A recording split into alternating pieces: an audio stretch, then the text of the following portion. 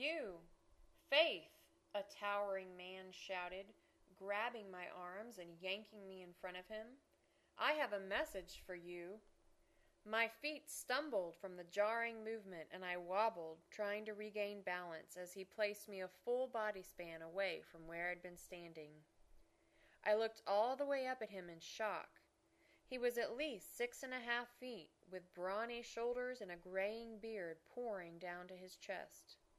His arms held tight and trapped me only inches from his breath. "Ow!" I cried as his rough hands grated my skin. Who is this person? And why is he grabbing me at a spirituality expo? Peace, love, harmony, and this? The crowd behind me gasped, as stunned as I was, stuck to the concrete in a sea of immobility. Their eyes were glued on this mysterious mountain of a man. And on me. I swallowed and took a breath that struggled to be deep. Dread built in my gut. I set my shoulders back. Does he want to hurt me? And how does he know my name? "They've been trying to get through to you," he bellowed. His eyes narrowed as he looked down, his deep and powerful voice echoing against the floor and walls. "You're not listening to them," he said, the sound rising even further. Them?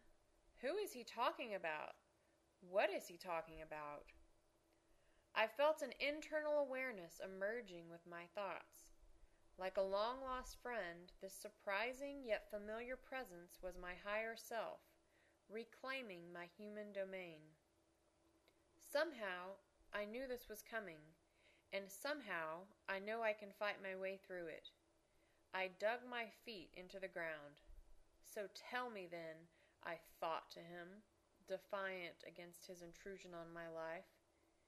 He looked at me and tilted his head, hearing. "So you can do that too, huh?" He made a grumbling sound. "Clairaudient, clairvoyant, clairsentient, and all the rest. You have all of that at your disposal, plus a heart that goes for miles.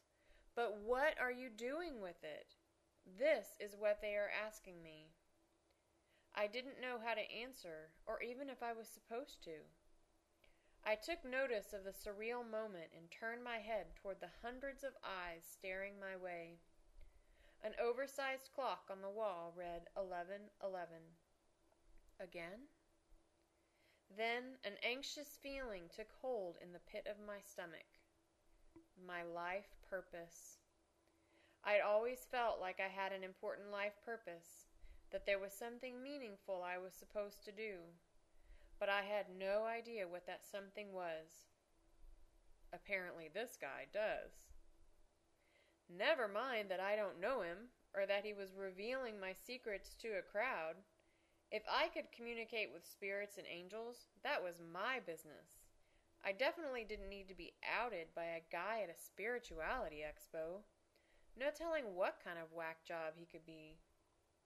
I looked up at him with a toughened gaze and ground my feet into the floor. No matter what happens, I at least can stand up for myself. But before I could act, I felt a gentler emotion wash over the man, and his eyes softened as they looked into mine. He released my arms momentarily, sighed, and shook his head, the tail of his beard lagging behind each movement. "I'm just going to lay it out there," he said, his voice still loud enough to carry. "Your life contract stipulated you were here on Earth to help people grow in love. You're a light worker, so you have all the abilities and wisdom within you. But the truth is," he said, his pointed nose leaning toward me, "you're not cutting it. You're not living up to your end of the agreement. You're not necessarily doing anything wrong, they say, but you're pretty much not doing anything." A light worker? What in heaven's name is a light worker? Life contract? Growing in love? What, am I supposed to sprinkle fairy dust and plant rainbows? But why does all this sound familiar? I shook my head to unjumble my thoughts. He took one hand off my shoulder and rubbed it down the length of his beard. He looked like a medieval wizard would if he were a crotchety, off-kilter character in a dark movie. The council is in a fuss. Half of them are saying you weren't evolved enough for the job. I opened my mouth to ask what the flying freak a council was, but he held up his hand. I know. Who are they to claim that?" he asked. "You were almost yanked last week with a car accident, but you've got some strong supporters, and a deal was struck." He put his hands back on my arms and firmly spaced his words. "You've got 1 year to make progress on your life's mission, or you're out of here." The weight of his words reverberated, and I felt my blustering ego deflate. Out of here?" I asked, gulping. "As in done with this lifetime. Finished. Like hello to the front of an 18-wheeler, he said, shrugging his shoulders like I was just a mosquito. I stood there, my mouth agape. "Speaking of vehicles, you're supposed to stop driving so fast. And I see a man. You're not alone, but you're lonely. What's going on there?" he asked, rolling his eyes.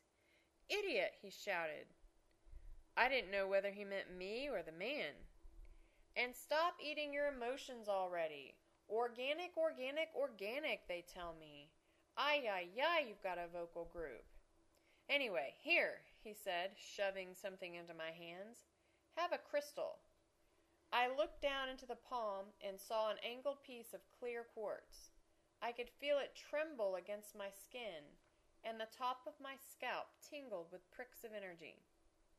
The only advice they say you need is to follow your heart. But they'll be in touch. I blinked, then looked up at him in confusion. Before I could finally find words to speak, he disappeared into the crowd, just like my old way of life.